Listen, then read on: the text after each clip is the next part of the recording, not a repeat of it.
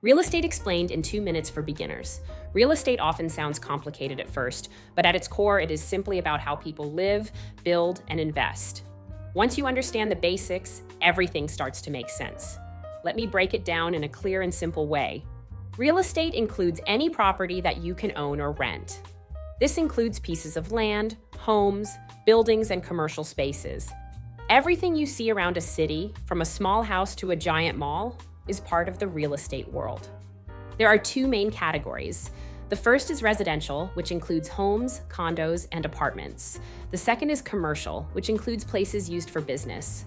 Both of these sectors run on supply, demand, and location. People make money in real estate in a few simple ways.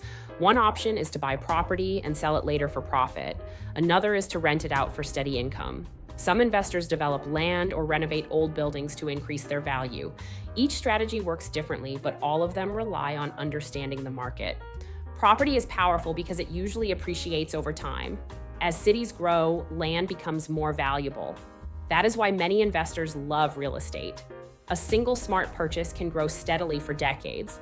However, real estate does come with risks. Markets can slow down, interest rates can rise, and repair costs can eat into profits. Location is also a major factor. A great home in the wrong area can perform poorly. Research, timing, and patience are what protect you.